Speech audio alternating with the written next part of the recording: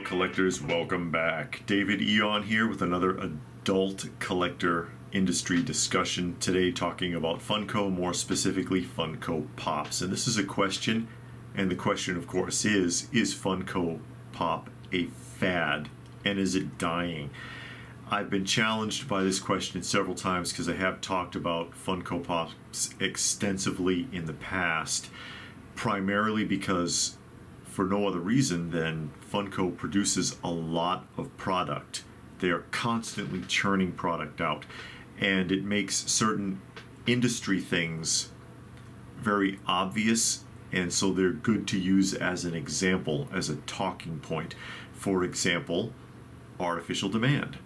Funko is very heavy into the artificial demand model, producing a lot of chases, producing a lot of variants and exclusives. That's part of an artificial demand model because they know that most people are completists and they are going to chase things down. Even a sticker variant is enough to put some collectors over the top, and they'll look for variations in a sticker on the box. And it's like, does that really even matter that much? Not really, but some people just can't get past that. They've got to have that exclusive, they got to have that variant, and Funko can be very lazy with their variants. A little bit of a paint change, this one glows in the dark, very lazy with it. They keep their production costs very low. An alteration on the box, I mean a different sticker, something very simple that they can do to attack the completist in some people, or to hit that FOMO button, that fear of missing out. That's artificial demand, and Funko is very, very guilty of that, and they have done it for a long time. But to the point, is Funko Pop a fad, and is it dying out? That still kind of remains to be seen, but it looks like Funko is starting to grind down for a variety of reasons. Now, they've often been compared to, and I've even done it myself, compared to Thai Beanie Babies and to Cabbage Patch Kids, and a lot of Funko collectors do not like that comparison because they're like, it's not the same because Funko uses all kinds of franchises. Well, yeah, they use a lot of franchises, but they're still using a basic concept, which is a trait, something specific in the formula of what they're manufacturing. They're manufacturing the same thing over and over again, they're just adding different images to it. So the comparison is fair in that sense, and they call Beanie Babies a fad and Cabbage Patch Kids a fad, even though those products are still around. Thai is still around. Thai is still one of the largest manufacturers of plushies globally. They're just not big with Beanie Babies anymore because people got tired of it. It wore out. And it didn't wear out as quickly as you might realize looking back on it when they were popular in the 90s. Thai was around since about 1986, but they weren't popular until about 1991, 1992-ish is when it just popped and everybody's like, wow, Thais are so great. And they were just cranking them out. They were cranking them out. And that went on for about, what, 5, 6, 7 years, something like that, until close to the year 2000, and it just kind of dwindled away into what it is now. And like I said, Thai is still around, and they still manufacture tons of stuff. So Funko Pop is still around, and Funko will probably still be there when interest in the Pops themselves have completely waned. So it's not going to collapse the company, but is interest in the Pops fading away? Ask yourself this question. I'm going to get back to it. Cabbage Patch Kids is another great example. Cabbage Patch Kids were around since, what, 1978? But it wasn't until around 1983 that the craze jumped off, that they became really popular, and they were really popular mostly through to the end of the decade, and then people lost interest in them. So about another, maybe, what was that, about a 5 to 7 year run. Now let's take a look at Funko Pops. And again, like I said, I'm not picking on Funko, and I'm not making fun of you if you collect Pops. If you collect them, that's fine. If they make you happy, that's fine. I will make the argument, though, that many Funko Pop collectors are speculative collectors who collect them because they think they're going to be valuable. which is a mistake. You should never collect something because you think you're going to profit from it. All right, I just point that out. There are some diehards that really love Pops. That's fine. But for every person that's a diehard, there's another person, they collect them because they think they're going to be worth something or because they're caught up in it, which is fad-oriented. So where did Funko come from? Funko's been around since 1998, so they've been around for a little while now. But that's back when they were making bobbleheads and selling them in local stores. They were very small. Pops didn't start rolling out until 2010, and quite by accident. They were originally meant to be plush, but someone got the idea, hey, wouldn't this look good as a vinyl? And so they cast it as a vinyl, and they sold. Not big though. They weren't huge. They didn't really jump off, or pop off, if you'll pardon the pun, until 2015. 2015, about 7 years ago.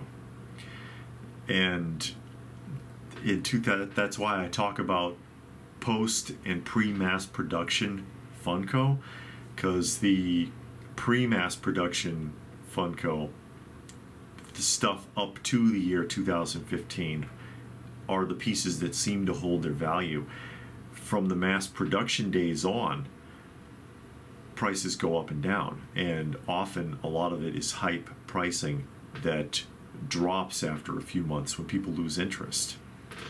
So they've really only been popular for about the same length of time that Beanie Babies were popular, and about the same length of time that Cabbage Patch has been popular. Will they continue to be popular is the question. I have to really look deeply into that, and so should you, because we've seen a shrink of interest in Funko Pops specifically. When you used to go into GameStop, did they not used to have about 20 feet of wall space for Pops? How much is there now? Our local GameStops, and we used to go to a bunch of them in Illinois and also in Georgia, they'd have 25 feet of wall space, all up and down, and end cap displays. Now there's about a 5-foot section. FYE used to have a massive amount of space dedicated to it because they were selling that much. They had a big 20-foot double-sided gondola, plus maybe another 20-30 feet of wall space. What's that been reduced to? About 10 feet of wall space, and that's about it, except for the clearance table, because it doesn't sell. I know somebody, I'm not going to name them, someone who owns a pop shop that has had to diversify and get other product because they can't move the Pops anymore. They got a basement full of them because they just don't sell. They're not selling anymore. The demand is waning. Take a look at this year's SDCC, because we do the showcase on this channel. This year's SDCC reveals was about half of what it's been in recent years. About half as much as far as Pops are concerned. The D23, which we just showed on our very last weekly roundup, our action figure news, about half of their reveals were sodas, because that's the next new thing. See, Funko always knew that interest in the Pops themselves would kind of dwindle over time, and they were always looking for that next new thing so they could be ahead of it. They made the action figures, the He-Man looking action figures. I can't think of the correct name for them right now. The Dorbs, the Hikaris, all this stuff that they did was done to eventually be an alternative for Funko Pops when Pops ceased to be interesting to the masses. And there's that big argument of, oh, well, you know, they have so many franchises. They have so many franchises, and that's why they're different, and that's why they'll always stay on top with it. But having a lot of franchises won't save them, or won't save that particular product, if interest in the concept has faded away, if it's waned. So the Pop is a concept. It doesn't matter what face or body you put on it, it's still a Pop. If people aren't interested in that pop anymore, it doesn't matter how many franchises you have, people are going to lose interest. This is why there is a huge market for autographing Funko Pops. And I've talked to people, and there's a double standard with this, and follow me here. The same people that argue, oh, well, they have all these franchises, Funko for life, they're not going anywhere, it's not fair to compare them to other toy lines because of all the franchises, and people will never lose interest. Many of the people that I've spoken to that are big on getting Pops autographed, the claim is, and I'll remind you, making the same argument that I just told you, all right? It's not going anywhere, it's not a fad, you don't know what you're talking about. You ask them why they get the autographs. When the value on the Pops die off, the autograph will help it to keep value. That's a complete contradiction in the point. That's a complete contradiction. You're getting an autograph on it because somewhere deep inside you know it's going to lose value. You know this item, this toy is going to lose value. Why is it going to lose value? Because people lose interest in it. Funko produces way too much product that's hard to keep up, and they've been backing off with the amount of product that they produce in the last couple of years, and it's not just because of the virus scare. It's not just because of the lockdowns or whatever. It's because of a lack of public interest. It's still very popular. People are still buying it, but you're seeing reductions in shelf space. You're seeing them collect dust. You know, we check it out when we go to local Targets, local Walmarts, and places like that. They're piled up. They're beat up. Nobody's buying them. Stuff's sitting on clearance, wasting away on clearance. Shelf space again is shrinking down. Funko's producing less of it. It's because they know that eventually it's going to move away, and it's starting to lose interest now. It has been for the last couple of years, slowly trickling down. But they found their next niche, their next novelty, which is the sodas. Sodas are kind of starting to replace Funko Pops in interest, as far as interest. Is Funko Pop a fad? All toy lines are fads. All right, so just get over yourself. All toy lines are fads. Is it dying? Of course it is, because all toy lines die off too. They can be reinvented, like G.I. Joe has been reinvented several times. You know, the 12-inch, or not really 12 inches, it's just a hair over 11 inches, but the original America's Movable Fighting Man and Adventure Team figures dwindled in interest. They came out with Super Joe, which was an 8-inch version. It didn't work. They reinvented it in '81 as the 3 3/4 inch or 1/18 scale Joes from the Era era. That faded away. They tried a couple of other things like G.I. Joe Extreme. It didn't work. They brought them back now as Classifieds. Classified seems to be doing all right, although a lot of collectors are really frustrated with Classifieds. It's doing okay. It had to be completely reimagined. But is a Funko Pop something that can be completely reimagined to rekindle interest in it again? That remains to be seen. But is it a fad? Of course it is. They all are. Is it dying? Of course it is. They all do. Does that mean there's anything wrong with Funko Pops? No. Does that mean that Funko is going to cease to exist? No, it does not. It doesn't mean Funko is going to go bankrupt.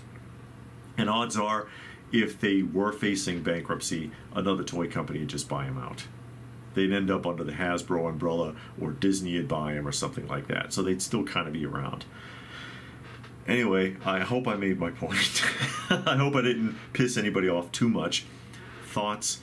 Let me know what your thoughts are on that in the comments section down below. Please do give the video a thumbs up if you get where I'm coming from. If you don't agree, if you do agree, if you don't, put your thoughts in the comments section. Check out some of the other videos. Please do subscribe if you are new. And if that's it, then what more can I say? But thanks for watching, and we will see you again soon.